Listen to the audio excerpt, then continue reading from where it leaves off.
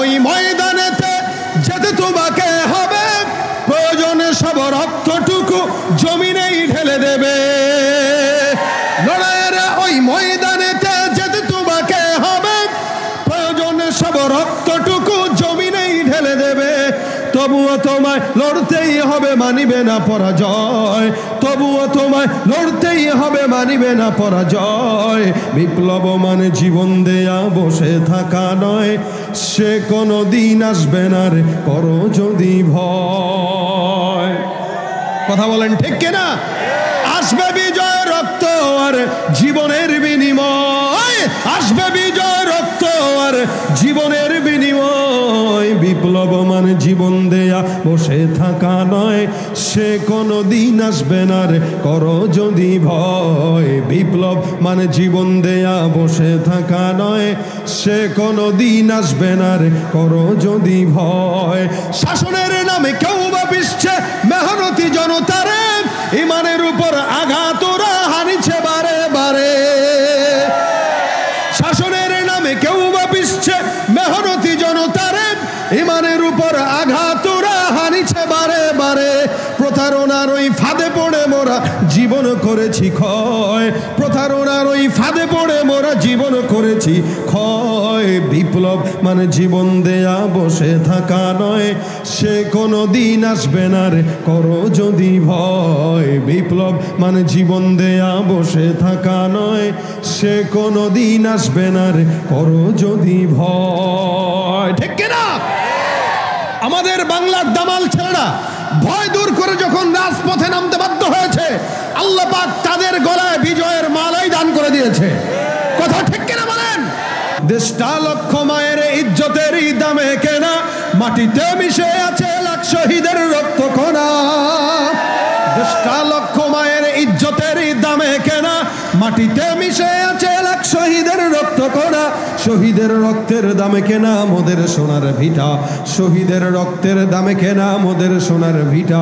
তবে কেন অভ্যাস হলো বিদেশিদের কদম চাটা, তবে কেন অভ্যাস হলো বিদেশিদের কদম চাটা। দেশটা নয়তো কারো বাপের ভিটা, করবে মন চাহিলেই যখন যেটা। দেশটা নয়তো কারো বাপের ভিটা, করবে মন চাহিলেই যখন যেটা। যে দেশের মাটি থেকে গন্ধ আসে ওই কালেমার, সে দেশের আকাশ ছুঁয়ে রায় দাঁড়িয়ে কত মিনার। যে দেশের মাটি থেকে গন্ধ আসে ওই কালেমার, সে দেশের আকাশ ছুঁয়ে রায় দাঁড়িয়ে কত মিনার। আজানের সুরে সুরে জীবন যাদের বেড়ে ওঠা, আজানের সুরে সুরে জীবন যাদের বেড়ে ওঠা। সে দেশে আজকে কেন নাস্তিকতার ঘন ঘটা। দেশটা নয়তো কারো বাপের ভিটা, করবে মন চাহিলেই যখন যেটা। দেশটা নয়তো কারো বাপের ভিটা, করবে মন চাহিলেই যখন যেটা। যারা আজ চিল্লাইতেছে স্বাধীনতা স্বাধীনতা, দেশ নয় তাদের আজই দাদার লাগি মাথা ব্যথা। যারা আজ চিল্লাইতেছে স্বাধীনতা স্বাধীনতা, দেশ নয় তাদের আজই দাদার লাগি মাথা ব্যথা। আসলে মোদের হলো বদনসিবার কপাল ফাটা, তাই দেই বারে বারে ওদের হাতেই ক্ষমতাটা। নারে তাকবীর! পীরগিরি আর মাজার পূজা চলছে দেশটা জুড়িয়া, শিরকি আর ভণ্ডামিতে দেশটা গেছে ভরিয়া। পীরগিরি আর মাজার পূজা চলছে দেশটা জুড়িয়া, শিরকি আর ভণ্ডামিতে দেশটা গেছে ভরিয়া। গাজার কলকি টান মারিয়া, গাজার কলকি টান মারিয়া দেখায় খাজার শান। ওরা শিক্ষিত শয়তান, ওরা আমার সাথে, ওরা শিক্ষিত শয়তান। ওরা দুর্নীতির ওই আখড়ায় বসে, দুর্নীতির ওই আখড়ায় বসে জাহির করে জ্ঞান। কলম দিয়ে কামায় টাকা, ধরে সাধুর ভান। ওরা শিক্ষিত শয়তান, ওরা শিক্ষিত শয়তান, ওরা শিক্ষিত শয়তান, ওরা শিক্ষিত শয়তান। ঠিক কিনা? তুমি পারো করতে মোচন অভাব দুঃখী লোকের, তুমি পরম মুক্তিদাতা মালিকে জগতের। তুমি পারো করতে মোচন অভাব দুঃখী লোকের, তুমি পরম মুক্তিদাতা মুক্তিদাতা মালিকে জগতের, তোমার কাছে চাই যে পানা, তোমার কাছে চাই যে পানা, আমরা প্রতিদিন তোমার দয়ায় পূর্ণ আমার সারা নিশিদিন। আল্লাহ তুমি দয়ার সাগর, আল্লাহ তুমি দয়ার সাগর, রহমানুর রহিম, তোমার দয়ায় পূর্ণ আমার সারা নিশিদিন। দয়া করেন কে? চাওয়া তো লাগে নাকি? যাদের হাতে যায় ক্ষমতা, দেশ যেন বাপের ভিটা, রাখতে চেয়ার শুরু করে বিদেশিদের পাচাটা। যাদের হাতে যায় ক্ষমতা, দেশ যেন বাপের ভিটা, রাখতে চেয়ার শুরু করে বিদেশিদের পাচাটা। বিদেশিদের কথা মতো চালায় ওরা নিজের দেশ, দেখতে দেখতে গোল্লায় গেল আমার সোনার বাংলাদেশ। একে একে শেষ করেছি সবার দেখা হইল শেষ, দেখতে দেখতে গোল্লায় গেল আমার সোনার বাংলাদেশ, দেখতে দেখতে গোল্লায় গেল আমার সোনার বাংলাদেশ। কেউ দিল না সবাই নিল, আমরা যে কলুর বলদ, সারা বছর নেয় না খবর, নির্বাচনে খুব দরদ। কেউ দিল না সবাই নিল, আমরা যে কলুর বলদ, সারা বছর নেয় না খবর, নির্বাচনে খুব দরদ। নির্বাচনের আগে নেতা ধরে কত রকম বেশ, নির্বাচনের আগে নেতা ধরে কত রকম বেশ, দেখতে দেখতে গোল্লায় গেল, জোরে দেখতে দেখতে গোল্লায় গেল। একে একে শেষ করেছি সবার দেখা হইল শেষ, দেখতে দেখতে গোল্লায় গেল আমার সোনার বাংলাদেশ, দেখতে দেখতে গোল্লায় গেল আমার সোনার বাংলাদেশ। মুসলমানের দেশটা মোদের আছে খাতা কলমে, দোষের দোষী যে বাজারাই শাস্তি পায় যে আলেমে। মুসলমানের দেশটা মোদের আছে খাতা কলমে, দোষের দোষী যে বাজারাই শাস্তি পায় যে আলেমে। ওরা ইসলাম বেচেই ক্ষমতাটা পাকাপোক্ত করে বেশ, ইসলাম বেচেই ক্ষমতাটা পাকাপোক্ত করে বেশ, দেখতে দেখতে গোল্লায় গেল, দেখতে দেখতে গোল্লায় গেল আমার সোনার বাংলাদেশ। একে একে শেষ করেছি সবার দেখা হইল শেষ, দেখতে দেখতে গোল্লায় গেল আমার সোনার বাংলাদেশ, দেখতে দেখতে গোল্লায় গেল আমার সোনার বাংলাদেশ। ঠিক কিনা? হালাল হারাম না মানিয়া কত টাকা করছো কামাই, এত টাকা রাখবা কোথায়, কাফনের তো পকেটে নাই। ঠিক তো বলছেন সবাই। হালাল হারাম না মানিয়া কত টাকা করছো কামাই, এত টাকা রাখবা কোথায়, কাফনের তো পকেটে নাই। টাকা পয়সা লইয়া কি কেউ কবরে গেছে, টাকা পয়সা লইয়া কি কেউ কবরে গেছে, কি জবাব দিবি রে তুই আল্লাহর কাছে, ওরে মানুষ হইছ বেহুশ দুনিয়ার পিছে, কি জবাব দিবি রে তুই আল্লাহর কাছে।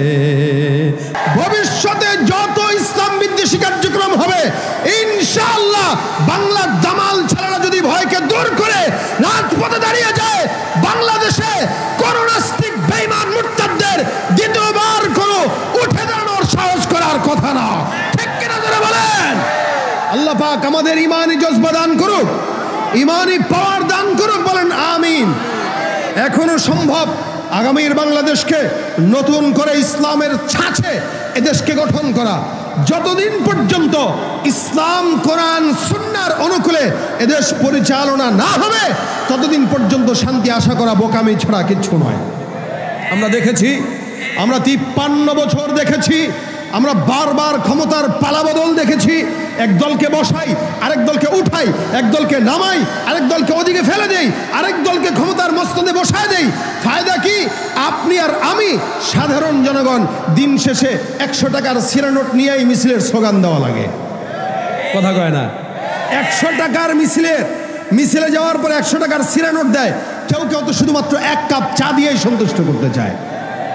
দিন শেষে আঙুল ফুলে কলা গাছ হয় নেতারা, আর জনগণ সারা জিন্দগি ভ্যান আর রিক্সা চালায় খায়। এজন্য ইসলামী ব্যবস্থাপনা ছাড়া কিয়ামত পর্যন্ত সময় দিলাম, সরকারের পালা বদল হবে, হাত বদল হবে, চাঁদাবাজ বদল হবে না, হতে পারে না। এজন্য কোরআন সুন্নাহ দরকার আছে কিনা? কোরআন সুন্নাহ দরকার আছে কিনা? আগামীর বাংলাদেশকে ইসলামের বাংলাদেশ হোক, এটা আমরা চাই তো ইনশাল্লাহ। এই জন্য আবারও যখন কেউ আমাদের সামনে বারবার নামাজের কথা বলে, বিভিন্ন কথা বলে আমাদের কাছে ভোট চাবে, আমরা দেখব যে আসলেই তারা নামাজি কিনা। আমরা দেখব ফজর থেকে এসা পর্যন্ত তাকে মসজিদে পাওয়া যায় কিনা। যদি ফজর থেকে এসা পর্যন্ত নির্বাচনের আগেও পাওয়া যায়, পরেও পাওয়া যায়, বা ভোটে দাঁড়ানোর আগেও পাওয়া গিয়েছে, বুঝতে হবে ও আসলেই নামাজি।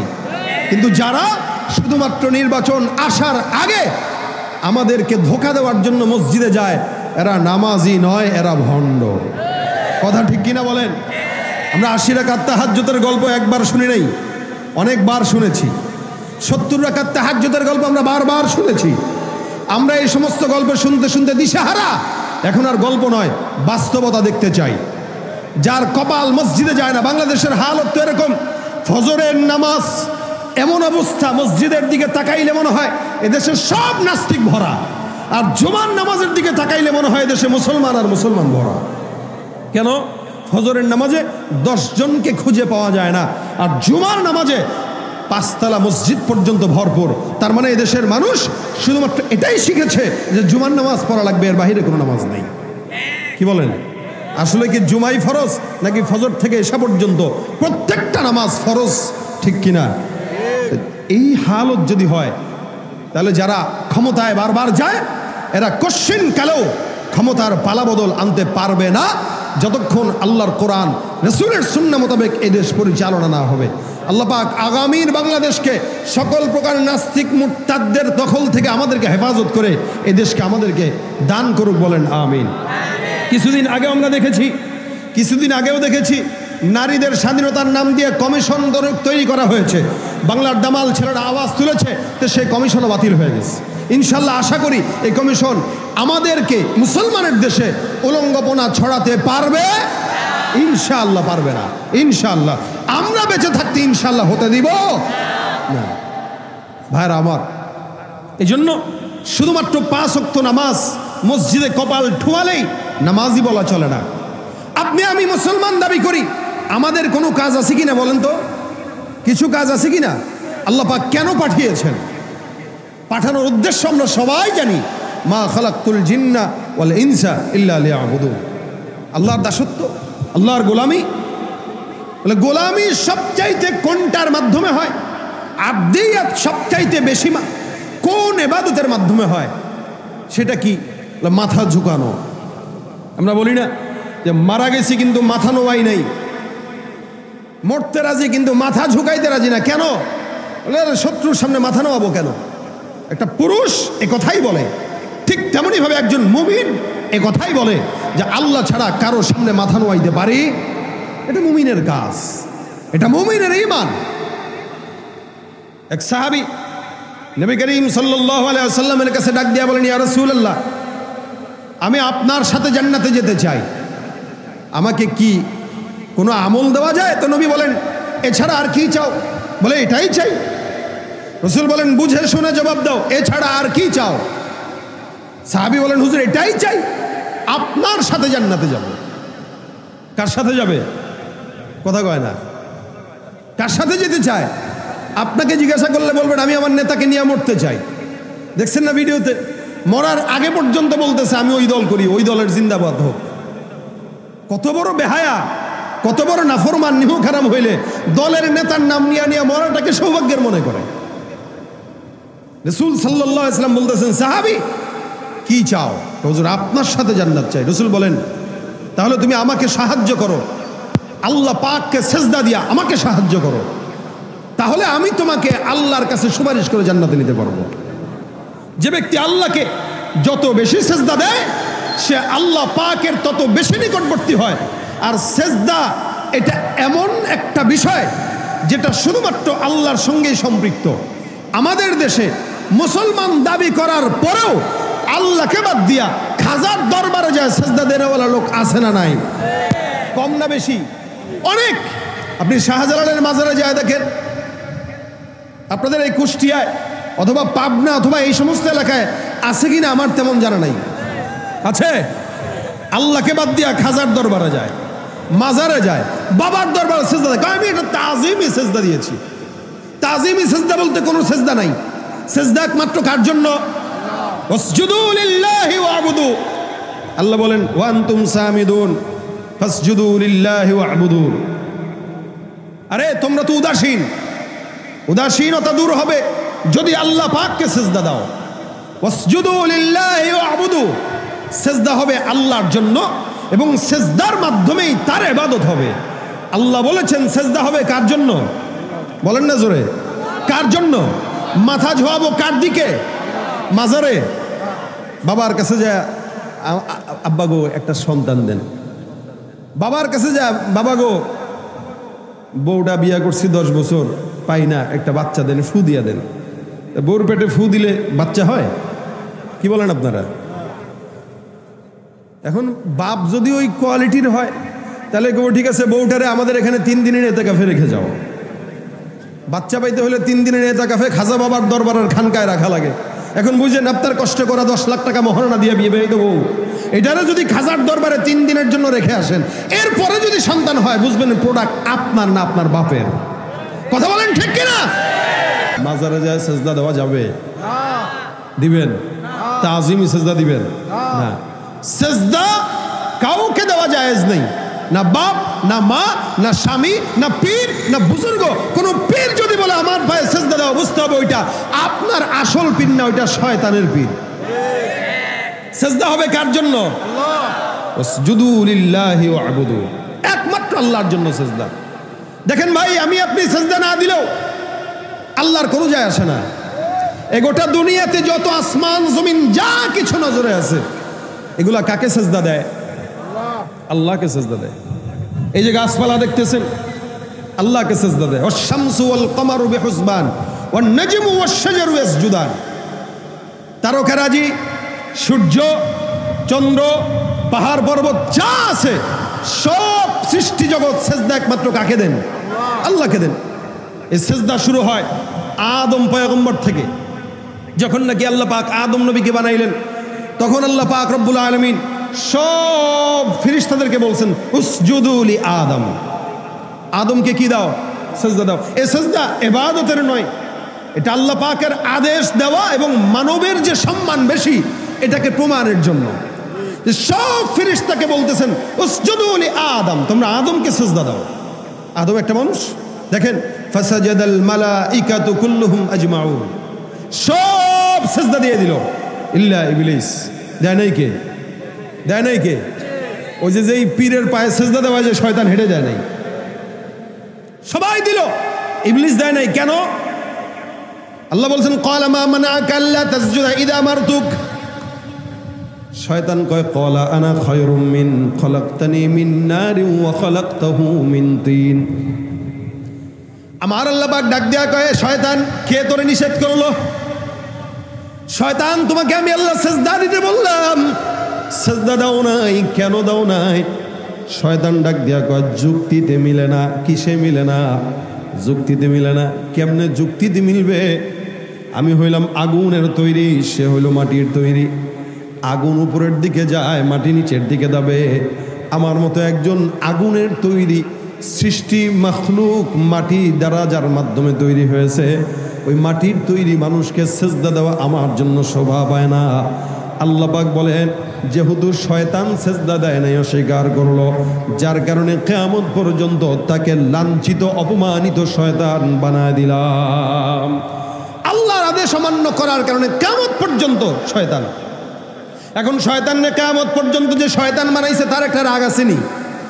এই দেখেন যেগুলা নাফরমান, এরা বাবার সঙ্গে নাফরমানিও করে, আবার বাবা মায়ের দিলে বাবার বিরুদ্ধে চক্রান্তও করে। শয়তান এবার ডাক দেয়া আল্লাহ আমার যেহেতু শয়তান বানায় দিছ, লাঞ্ছিত বানায় দিলা, আমাকে একটা অর্ডার দিয়া দাও, আমি যেটা বলবো ওইটা তুমি শুনবা কিনা? আল্লাহ পাক বলে বল তোর কি আশা? শয়তান বলে ক্বালা ফাবিইজ্জাতিকা লাউগবিয়ান্নাহুম আজমাইন, আপনার যত বান্দা আছে কিয়ামত পর্যন্ত সব বান্দাদেরকে আমি আল্লাহ পাক রব্বুল আলামিনের কুদরতি কদম বাদ দিয়া বাবার কদমে সেজদা দেওয়ার জন্য অনুপ্রাণিত করব। এই সুযোগটা মরণ পর্যন্ত কিয়ামত পর্যন্ত আপনি আমাকে দান করে দেন। আল্লাহ পাক বলেন সব সুযোগ আমি আল্লাহ পাক রব্বুল আলামিন তোকে দান করলাম। এই জন্য আমার আল্লাহ ডাক দিয়া বলেন সুম্মা লাআতিয়ান্নাহুম মিন বাইনি আইদিহিম ওয়া মিন খালফিহিম ওয়া আন আইমানিহিম ওয়া আন শামাইলিহিম। শয়তান এমন একটা চিজ, আল্লাহ পাক রব্বুল আলামিন তাকে এমন একটা পাওয়ার দান করলেন যার কারণে শয়তান বান্দার ডান দিক থেকে, বাম দিক থেকে, পিছন দিক থেকে, সামনের দিক থেকে, চতুর্দিক থেকে বান্দাকে আল্লাহর ইবাদত থেকে দূরে সরানোর জন্য কিয়ামত পর্যন্ত চক্রান্ত করবে। যেই বান্দা দুর্বল ইমানদার, ওই বান্দা শয়তানের জালে পড়ে আল্লাহকে নয় খাজার দরবারে, লালনের দরবারে সেজদায় পড়ে থাকবে। আর যে শয়তানকে মানবে না তো সে মসজিদে চলে যাবে। ভাইরা আমার, আমার আল্লাহ পাক রব্বুল আলামিন ডাক দিয়া বলেন আলিল্লাহি ইয়াসজুদু মা ফিস সামাওয়াতি ওয়া মা ফিল আরদ মিন দাব্বাতিন ওয়াল মালাইকাতু ওয়া হুম লা ইস্তাকবিরুন। আসমানের দিকে তাকাও, জমিনের দিকে তাকাও, পাহাড়ের দিকে তাকাও, সমুদ্রের দিকে তাকাও, গোটা আসমানের জমিনের মধ্যে যা কিছু আছে আল্লাহ পাক রব্বুল আলামিন বলেন ওয়ালিল্লাহি ইয়াসজুদু মা ফিস সামাওয়াতি ওয়া মা ফিল আরদ। আসমানের জমিনের মধ্যে যা কিছু দেখা যায় এই সব কিছু আমি আল্লাহ পাক রব্বুল আলামিনকে সিজদা দেয়। সুবহানাল্লাহ, জোরে বলেন সুবহানাল্লাহ। আসমানে যা আছে, জমিনে যা আছে, জমিনে কি কি আছে? জমিনে খাল বিল আছে, নদী নালা আছে, এই জমিনের ভিতরে মানুষ বসবাস করে, পাহাড় পর্বত আছে, গাছপালা আছে, যা কিছু আছে। আসমানে কি আছে? আসমানে মেঘমালা আছে, তারকারাজি আছে, সূর্য আছে, চন্দ্র আছে। এই সব কিছু আল্লাহ পাক রব্বুল আলামিন বলেন এরা কোনো প্রকার অহংকার ছাড়াই আমি আল্লাহর কদমে সেজদা দেয়। ওয়ালিল্লাহি ইয়াসজুদু মা ফিস সামাওয়াত, আসমানে যা আছে এরাও সেজদা দেয়। এ মুসলমান নবীর উম্মত বুঝবেন, রাসূল করিম সাল্লাল্লাহু আলাইহি ওয়াসাল্লাম বর্ণনা করেন আসমান কত বড়, বিশাল বড়। আসমানের মধ্যে আল্লাহর হাবিব বলেন 4 আঙ্গুল পরিমাণ জায়গা খালি নাই, যেই জায়গায় আল্লাহর ফেরেশতা নাই আর ওই ফেরেশতারা আল্লাহ পাকের কদমে সেজদা করত অবস্থায় নাই। রাসূল সাল্লাল্লাহু আলাইহি ওয়াসাল্লাম বলেন আসমানে 4 আঙ্গুল জায়গা খালি নাই। এখন আসেন আসমানটা কত বড় আপনার আমার কাছে মনে হবে যতটুকু দেখি মনে হয় এতটুকুই, বলে না? না, বিদায় নেহায়ার ভিতরে উল্লেখ আছে আসমান এখান থেকে, জমিন থেকে প্রথম আসমান পর্যন্ত আল্লাহর রাসূল বলেন 500 বছরের দূরত্বের রাস্তা। সুবহানাল্লাহ, আরো জোরে বলেন সুবহানাল্লাহ।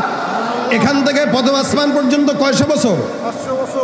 500 বছর যাবার পর প্রথম আসমানের যে পৌরত্ব আছে, মোটা ছাদের একটা মোটা আছে, একটা ছাদ কয় ফুট, কতটুকু ঢালাই হয়? 6 ইঞ্চি, 5.5 ইঞ্চি। বলে ওই আসমানের যে ঢালাইটা আল্লাহ দিয়েছেন, রাসূল বলেন এই ঢালাইটাও আবার 500 বছরের রাস্তার দূরত্ব। প্রথম আসমানের পর আবার দ্বিতীয় আসমান, ওই দ্বিতীয় আসমান পর্যন্ত 500 বছরের পথ। দ্বিতীয় আসমান আবার যখন মোটা হয় ওটা 500 বছরের রাস্তা। দ্বিতীয় আসমান থেকে তৃতীয় আসমান পর্যন্ত আবার 500 বছরের পথ। তৃতীয় আসমানটাও আবার পৌরত্বের দিক থেকে 500 বছরের রাস্তা। তৃতীয় আসমান থেকে চতুর্থ আসমান পর্যন্ত আবার 500 বছরের রাস্তা। চতুর্থ আসমানের মোটাটাও আবার 500 বছরের রাস্তা। চতুর্থ থেকে পঞ্চম পর্যন্ত 500 বছরের রাস্তা। পঞ্চম আসমানটাও আবার 500 বছরের দীর্ঘায়িত মোটা।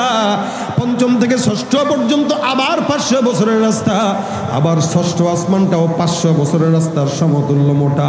ষষ্ঠ আসমান থেকে নিয়ে সপ্তম আসমান পর্যন্ত আরো 500 বছরের রাস্তা। সুবহানাল্লাহ। ওখানে আবার সীমান্তের বড়ই গাছের কথা হাদিস উল্লেখ আছে, তারপর আবার একটা বকরির কথা উল্লেখ আছে, এরপর আল্লাহ পাকের আরশ, তারপরে কুরসি, তারপর আমার মালিকের স্থান। আল্লাহ নবী সাল্লাল্লাহু আলাইহি সাল্লাম বলেন একজন আল্লাহর ফেরেশতা আল্লাহ পাকের কুরসিটা যেটা বহন করে রাখলো, এই সমস্ত ফেরেশতার সংখ্যা 4 জন অথবা 8 জন।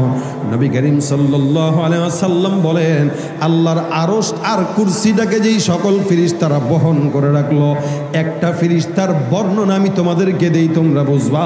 ওই ফেরেশতার কানের লতি থেকে নিয়ে কাঁধ পর্যন্ত 500 বছরের রাস্তার দীর্ঘ লম্বা। বিশাল বড় এই জমিন আসমান, বান্দাদেরকে আল্লাহ পাক জমিনের মালিকানা দিয়েছে, কিন্তু আসমানের মালিকানা কাউরে আল্লাহ দেয় নাই। এই জন্য আসমানের তারকা কেউ বলতে পারে না ওই তারকাটা আমার, কেউ এটা বলতে পারে না ওই সূর্যটা আমার, চন্দ্রটা আমার। এ মুসলমান নবীর উম্মতের দল, আল্লাহ পাক রব্বুল আলামিন গোটা আসমানের মালিকানা আল্লাহ পাকের কাছে নিয়ে নিলেন, জমিনটাকে বান্দার কাছে দিয়ে দিলেন। আল্লাহ বলেন, আসমান আর জমিনের মধ্যে যা কিছু আছে নজরে পড়ে, এই সব মাখলুকাত কেবলমাত্র অহংকার ছাড়া, ভেজাল ছাড়া, রিয়া ছাড়া 24টা ঘন্টা আমি আল্লাহর কুদরতি কদমে সেজদা দিয়া থাকে। সুবহানাল্লাহ, জোরে বলেন সুবহানাল্লাহ। কার জন্য দেয়? কার জন্য দেয়? এ মুসলমান, সেজদা এমন একটা ইবাদত, নবী করিম হাদিস শরীফে ডাক দিয়া কয়, আকরাবু মা ইয়াকুনুল আবদু মির রাব্বিহি ওয়া হুয়া সাজিদুন ফাআকথিরুদ দুআ। আল্লাহর হাবিব সাল্লাল্লাহু আলাইহি ওয়াসাল্লাম বলেন, সেজদা এমন একটা ইবাদত, যে ইবাদতটা বান্দা যত বেশি করবে আল্লাহর সঙ্গে বান্দার সম্পর্ক তত গভীর হয়ে যাবে। সুবহানাল্লাহ। ভাইরা আমার, আমরা তো এখন সেজদা দেই, মসজিদে যাই, শুধুমাত্র নামাজ পড়লেই সেজদা হয় বলে না, নামাজের বাইরেও সেজদা আছে।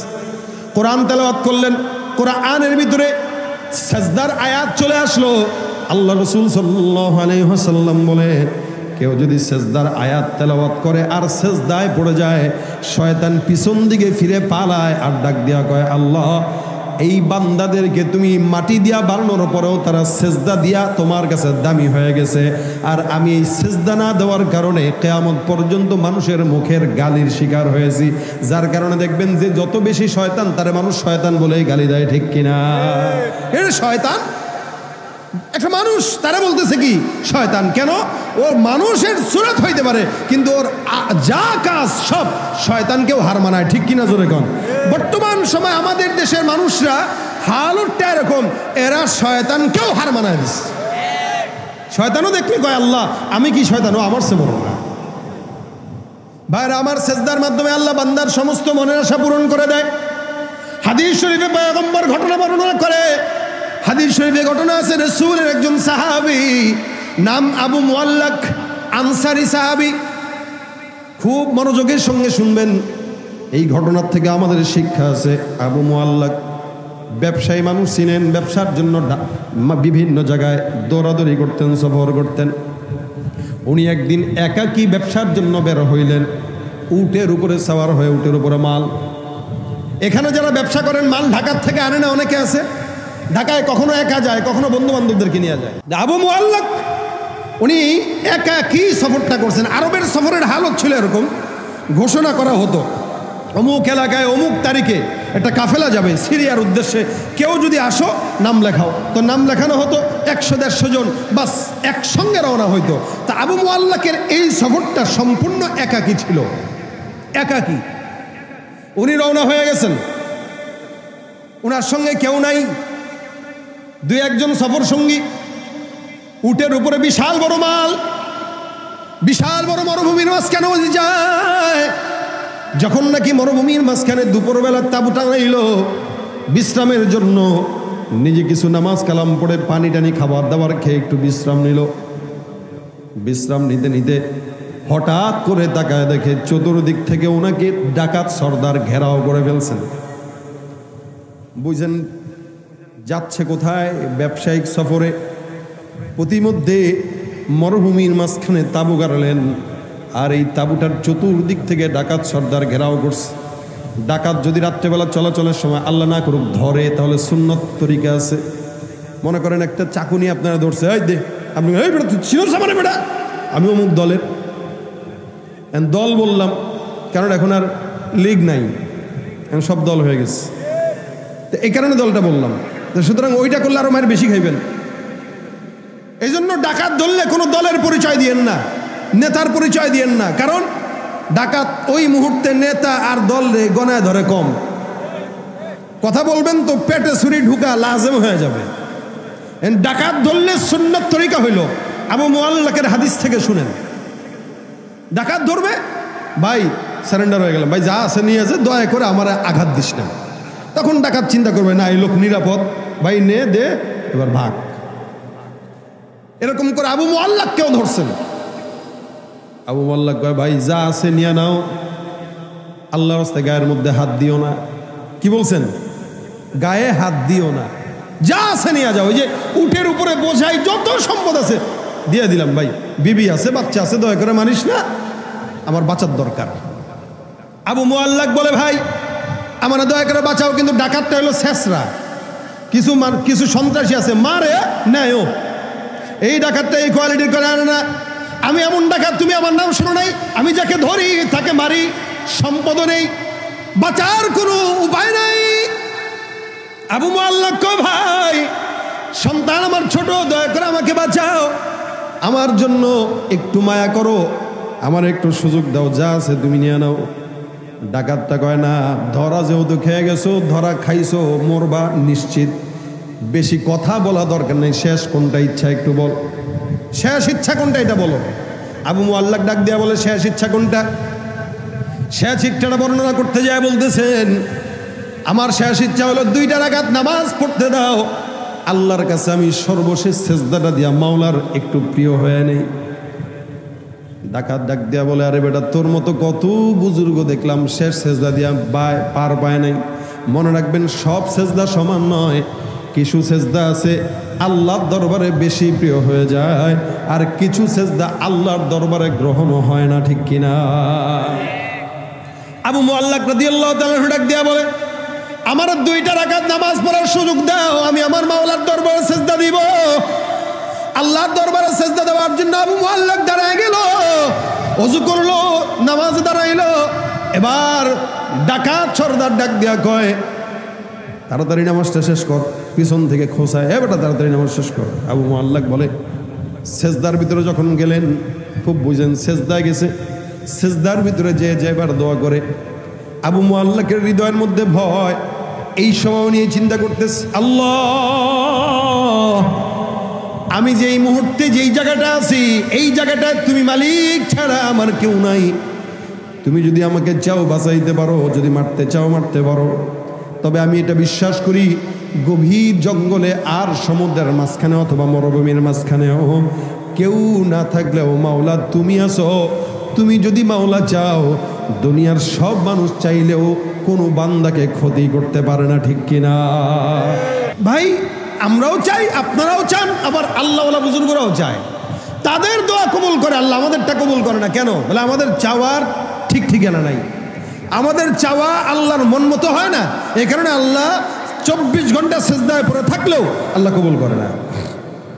আবু মুআল্লাক নামাজের মধ্যে দাঁড়াইলেন, সেজদার ভিতরে গেলেন, সেজদায় যায় যায় দোয়া করে, ইয়া ওয়াদুদ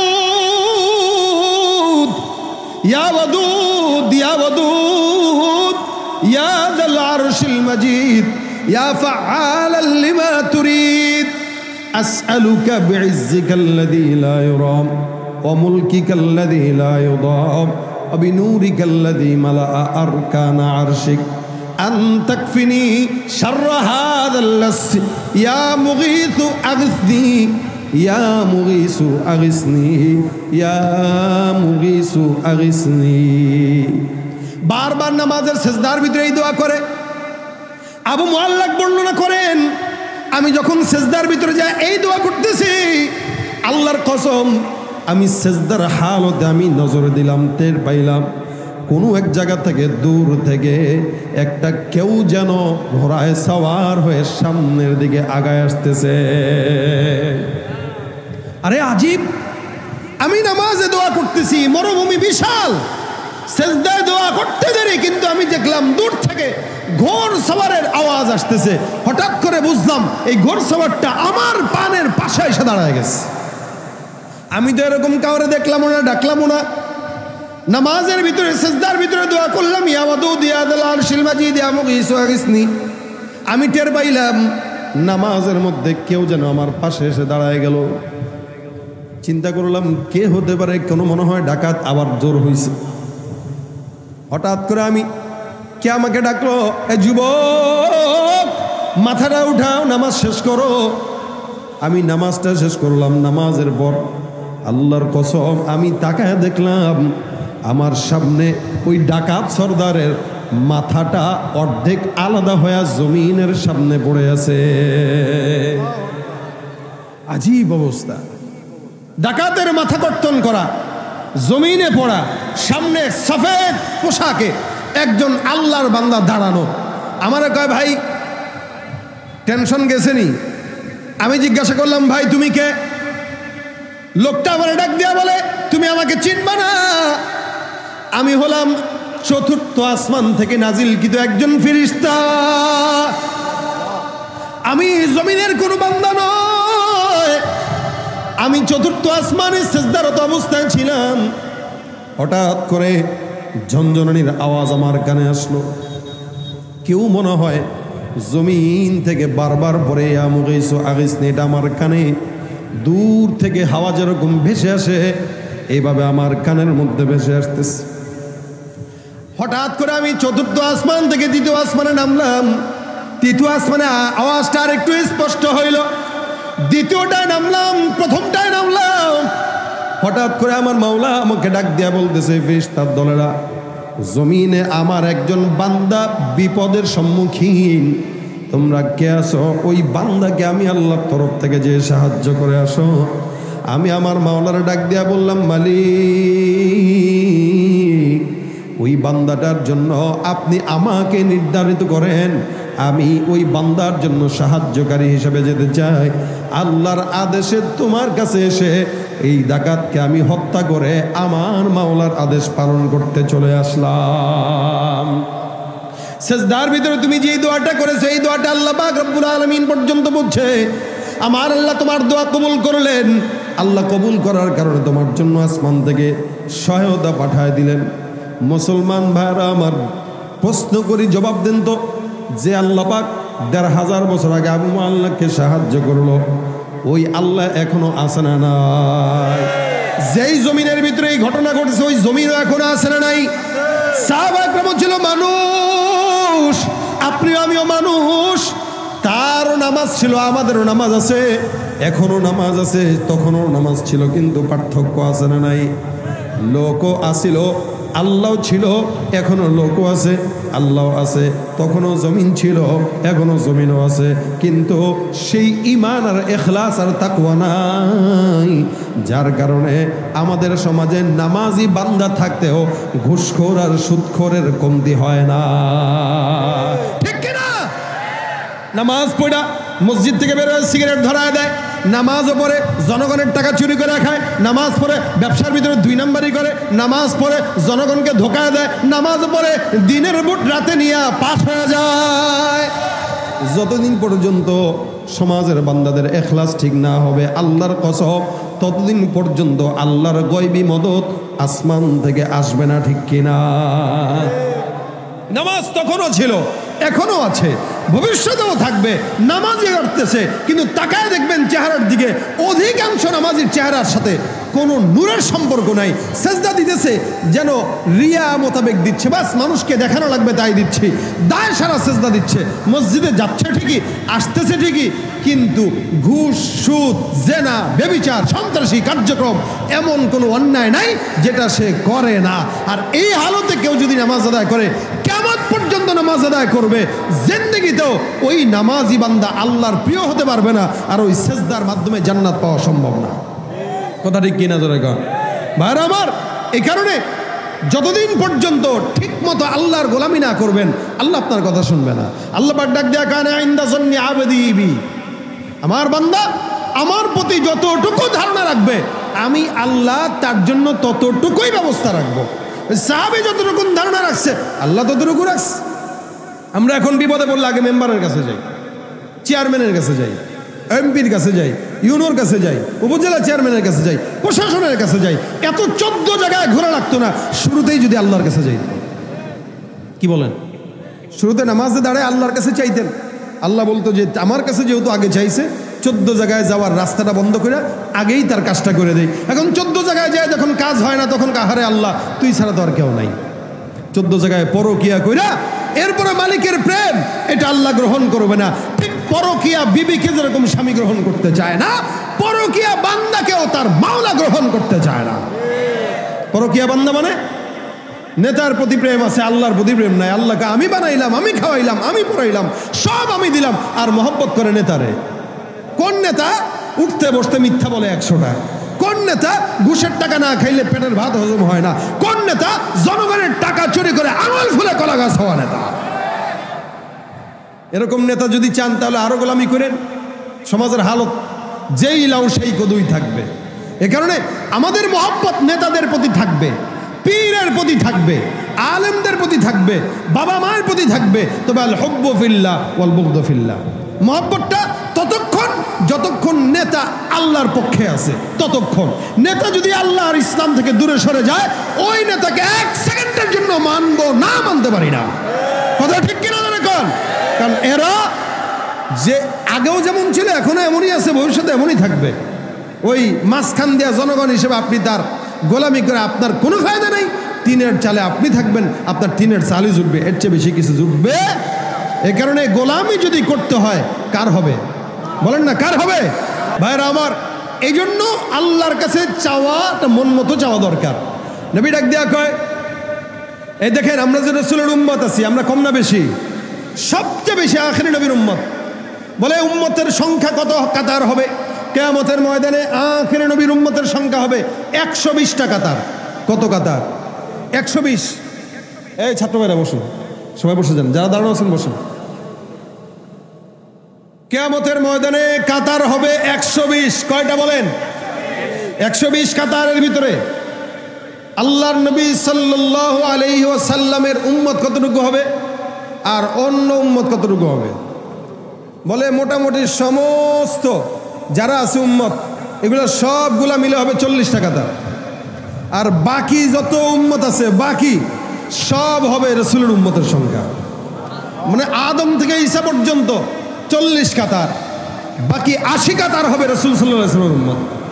এখন চিনবে কিভাবে? সব তো মানুষ এক, চেহারা তো সব মোটামুটি কাছাকাছি, চিনবে কিভাবে? রাসূলকে প্রশ্ন করা হয়েছে, নবী বলেন কিয়ামতের ময়দানে উম্মতদেরকে চিনার সবচেয়ে বড় মাধ্যম হবে ওদের কপালের সেজদার দাগ। আমি নবী এক একটার কপালের সেজদার দাগ দেখব, আর ওই সেজদার দাগগুলা উজ্জ্বল হয়ে আলোকিত হতে থাকবে। আমি ধরে ধরে ধরে ধরে জান্নাতে নিয়ে যাব। তার মানে যারা সেজদা দিবে ওদের কপাল হবে নূরে নূরান্বিত। নবী দেখবেন এর কপাল নূর, এর কপাল নূর, এর কপাল নূর, যাও জান্নাতে চলে যাও। আল্লাহ বলেন সীমাহুম ফি বুজুহিহিম মিন আথারিস সুজুদ, এদের চেহারায় সেজদার দাগ থাকে। আর রাসূল বলেন অন্য অঙ্গ প্রত্যঙ্গতে ওযুর একটা নূর থাকবে তাদের। দেখেন কেউ যদি সেজদা দেওয়ার জন্য ওযু করে, ওযু সেজদা এমন দামি জিনিস, কেউ সেজদা দেওয়ার জন্য যদি ওযু করে, রাসূল বলেন ওযু করলে বান্দার এই বান্দা যখন হাত ধোয়, এই হাতের কবজি থেকে যত গুনাহ আছে ওযুর পানির মাধ্যমে বান্দার হাতের গুনাহ আল্লাহ ঝরায় দেন। বান্দা যখন কুলি করে, মুখ দিয়ে যে গালিগালাজ করছে, ফাহেসা কথাবার্তা বলছে, তো ফাহেসা কথাবার্তা বলার যে গুনাহ আছে কুলির পানির মাধ্যমে মুখের সব গুনাহ ঝরায় দিবেন। যখন বান্দা হাত ধৌত করবে তো হাত দিয়ে যদি কোনো গুনাহ করে তো এই গুনাহ আল্লাহ পাক ঝরায় দিবেন। যখন পাও ধুবে তো পাওয়ের গুনাহ ঝরায় দিবেন। হ্যাঁ, হযরত ইমাম আযম আবু হানিফা রাহমাতুল্লাহ আলাইহি এক বান্দার এরকম ওযুর পানির সাথে গুনাহ ঝরে যেতে উনি নিজের চোখে দেখেছেন। এটা আমাদের আকাবিরদের চোখ ছিল, অন্তর চক্ষু খোলা ছিল, ওনারা দেখতেন, আমরা দেখতে পাই না। এটা আমাদের দুর্বলতা, ইমানের কারণে। এই জন্য ভাইরা আমার, ওযুর মাধ্যমে আল্লাহ পাক বান্দার ওযুর সব অঙ্গ প্রত্যঙ্গের মাধ্যমে বান্দার গুনাহ দূর করে দিবেন। এরপরে যখন সিজদায় যাবে, রাসূল বলেন আকরাবু মা ইয়াকুনুল আবদু মির রাব্বিহি ওয়া হুয়া সাজিদ। মুসা পয়গম্বরকে প্রশ্ন করা হয়, তুমি যে মাওলার সঙ্গে কথা বলো, আল্লাহর সঙ্গে তুমি কেমনে কথা বলো? কথা যখন বলি, এ মুসা তোমার সঙ্গে নির্দিষ্ট সময় আমি আল্লাহ পাক রব্বুল আলামিন কথা বলে, নির্দিষ্ট জায়গা, নির্দিষ্ট সময়, নির্দিষ্ট কথার বাইরে কোনো কথা নাই। এরপরেও মুসান্না ওয়াকাল্লামাল্লাহু মুসা তাকলিমা। কিন্তু শেষ জামানায় আমি এমন এক দল উম্মত পাঠাবো যারা আখির নবীর উম্মত, আখির নবী মুহাম্মদুর রাসূলুল্লাহ সাল্লাল্লাহু আলাইহি ওয়াসাল্লামের উম্মতরা, ওরা যখন জমিনের মধ্যে আসবে, তুমি মূসা নির্দিষ্ট সময়ে অনুমতি নিয়ে কথা বলো, দেবো আমি আর মাঝখানে তোমার মাঝখানে মূসা আর আল্লাহর মাঝখানে 70,000 নূরের পর্দা থাকে। আখিরি জামানার উম্মতরা যখন মন চাবে তখন আল্লাহর সঙ্গে কথা বলবে, মাঝখানে একটাও নূরের পর্দা আল্লাহ রাখবে না। মূসা নবীর সাথে 70,000 নূরের পর্দার ব্যবধানে আল্লাহ পাক কথা বলতেন, আর আপনার আমার সাথে আল্লাহ পাক সরাসরি কথা বলবেন। মূসা নবী বলেন, আল্লাহ এই উম্মতটা কারা যারা তোমার সাথে সরাসরি কথা বলতে পারবে? এত পাওয়ার, যখন মন চায় তখন বলবে। কেমনে বলবে? আল্লাহ ডাক দেয়া কয়, নামাজের মধ্যে যখন দাঁড়ায় বলবে আলহামদুলিল্লাহ রাব্বিল আলামিন। আল্লাহ পাক রব্বুল আলামিনের বান্দা ওযু করবে আর নামাজের ভিতরে দাঁড়ায় বলবে আলহামদুলিল্লাহ রাব্বিল আলামিন। ফজর, জোহর, আসর, মাগরিব, এশা, তাহাজ্জুদ, ইশরাক, আওয়াবিন, চাষ, বান্দা যখন নামাজের মধ্যে দাঁড়ায় সূরা তেলাওয়াত করবে, সূরা ফাতিহা, আমার আল্লাহ বান্দার ওই নামাজ, বান্দা নামাজ পড়ার সময় আলহামদুলিল্লাহ পড়ার পর আমার আল্লাহ বান্দার আলহামদুলিল্লাহর জবাব দিয়া আসমান থেকে আওয়াজ দিয়া বান্দার জবাব দিয়া বলে হামিদানি রব্বি। আল্লাহু আকবার। বান্দা বলে আলহামদুলিল্লাহ রাব্বিল আলামিন, আল্লাহ বলেন হামিদানি রব্বি। এরকম করে করে এক এক আয়াতের বিপরীতে আল্লাহ পাক বান্দার সঙ্গে সরাসরি নামাজের মাধ্যমে কথা বলেন। এই কথা শুধুমাত্র নামাজের মাধ্যমে হয়, এছাড়া অন্য কোনো সময় না। এজন্য নবী বলেন, বেশি নিকটবর্তী হতে চাও তাহলে আল্লাহর কাছে নামাজে দাঁড়ায় যাও। আকরাবু মা ইয়াকুনুল আবদু মির রাব্বিহি ওয়া হুয়া সাজিদ। সেজদা দাও, আল্লাহর নিকটবর্তী হও। আল্লাহ বলেন উসজুদ ওয়াকতারিব, সেজদা দাও, নিকটবর্তী হও। যে যত বেশি সেজদা দেয় ওই বান্দা তত নিকটবর্তী হয়। সেজদা কতক্ষণ সময় দিব? বলে স্বল্প নাকি দীর্ঘ? রাসূল সাল্লাল্লাহু আলাইহি ওয়াসাল্লামের সেজদার ব্যাপারে আছে কানা সুজুদুহু করিবাম মিন কিয়ামি। আম্মা জান্না বলেন নবীর সেজদা এত দীর্ঘ ছিল, এত দীর্ঘ ছিল, স্বাভাবিকভাবে কোনো বান্দা যদি 50 আয়াত তেলাওয়াত করতে যতক্ষণ লাগে, আল্লাহর নবীর সেজদা 50 আয়াত তেলাওয়াত করার মতো দীর্ঘ লম্বা হতো। সুবহানাল্লাহ। দেখেন রাসূলের সেজদা ছিল 50 আয়াত তেলাওয়াত করলে যতটুকুন সময় লাগে, নবীর স্বাভাবিক সেজদা কখনো কখনো এরকম 50 আয়াত সমান তেলাওয়াত সেজদা হইতো। কখনো তো অন্য আম্মা জান্না বলতেন যে রাসূলের সাথে আমরা একদিন নামাজে পিছনে দাঁড়াইছি, তো সেজদায় দিতে দিতে দিতে দিতে কিরে সেজদা দীর্ঘ করতে করতে রাসূল উঠে না। আমরা ভয় পেয়ে গেছি। আমরা নামাজ শেষ করে রাসূলের পা নাড়া দিছি যে নবী আছে কিনা, দেখলাম নবী নড়ছেন, তার মানে নবী আছে, কিন্তু সেজদায়। নবীর সেজদা শেষ হওয়ার পর আমরা জিজ্ঞাসা করলাম, ইয়া রাসূলুল্লাহ আপনি এত দীর্ঘ সেজদা দিলেন, আমরা সেজদা দিতে দিতে ভয় পেয়ে গেছি যে আমাদের মাথার রক্ত নাক দিয়া পড়বে, কিন্তু আপনি যে সেজদা দিলেন আপনার তো কিছু হইল না। রাসূল বলেন আমি তোমাদের মতো না, সুতরাং সেজদা তোমরা দীর্ঘ করো। যে যত বেশি দীর্ঘ সেজদা করবে তার সাথে তত আল্লাহ পাকের তাআল্লুক দীর্ঘ হয়ে যাবে। আর সেজদার মাধ্যমে আল্লাহ বান্দার মনের দোয়া কবুল করেন। কারণ রাসূল বলেন ফাআকসিরুদ দুআ, এই তোমরা সেজদা যখন দিবা তখন সেজদায় ঢুকে বেশি দোয়া করো। সেজদায় যে যত বেশি দোয়া পড়বে আল্লাহ ওই দোয়া কবুল করবেন। রাসূল বলেন ফাআকসিরুদ দুআ, তোমরা সেজদায় গেলে দোয়া করো। ফরজ নামাজের সেজদায় দোয়া করার নিয়ম নাই, বাকি নফল নামাজের সেজদায় যখন যাবেন তখন দোয়া করবেন রব্বানা আতিনা ফিদ দুনিয়া হাসানা বা অন্যান্য দোয়া পড়বেন আপনার যেই দোয়া দরকার। বিশেষ করে আমি যেই দোয়াটা হাদিসে শুনাইছি, ইয়া ওয়াদুদ ইয়া ওয়াদুদ ইয়া ওয়াদুদ, এই সমস্ত দোয়া যদি কেউ পড়ে তো রাসূল বলেন আল্লাহ পাক তার মনের আশা সেজদার মাধ্যমে বললে আল্লাহ ওই মনের আশা পূরণ করে দেয়। আমরা সেজদা দেই ঠিকই, মুরগির ঠোকরের মতো সেজদা দেই। আমাদের সেজদা আছে ঠিকই, আল্লাহর জন্য না, কোনো মতে ভোট পাওয়ার জন্য, ধান্দামি ভোট পাওয়ার জন্য। আমাদের যা কিছু হয় আমরা আমাদের ধান্দার জন্য করি। আল্লাহর জন্য যদি করতাম তা দুনিয়াও মিলতো, আখিরাতও মিলতো। কি বলেন, ঠিক না? এই জন্য সেজদা তো দেওয়াই লাগে, নামাজ তো পড়াই লাগে। তো এটা আল্লাহর জন্য পড়লে কি হয়, নিয়তটা একটু সহি করে ফেলি না যে এখন থেকে সেজদা দিব আল্লাহর জন্য, কারোর জন্য না, কোনো মাজারে না, কোনো বাপের দরবারে না, কোনো পীরের কাছে না। মাথা নোয়ানো যাবে না, মাথা ঝুঁকাইতে হলে এটা আল্লাহর জন্য ঝুঁকাইতে হবে। এই মাথা দামি জিনিস, এই শির দামি জিনিস, এটা ঝুঁকাইতে যদি হয় তো সেটা কার জন্য? এটা ঝুঁকাইতে হলে আল্লাহর জন্য, এছাড়া অন্য কারোর জন্য না।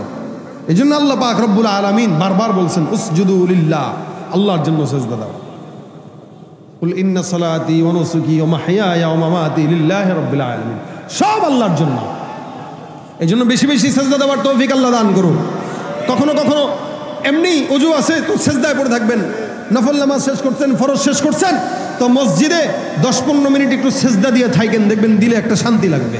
এমনি সেজদা দিয়ে থাকবেন, দোয়া করবেন, সেজদায় বারবার দোয়া করবেন, দেখবেন সেজদার মাধ্যমে যেই প্রশান্তি আপনি মিলবে, আপনাকে আল্লাহ পাক দিবেন, এই প্রশান্তি কোটি টাকা দিয়েও আপনি কখনো পাবেন না।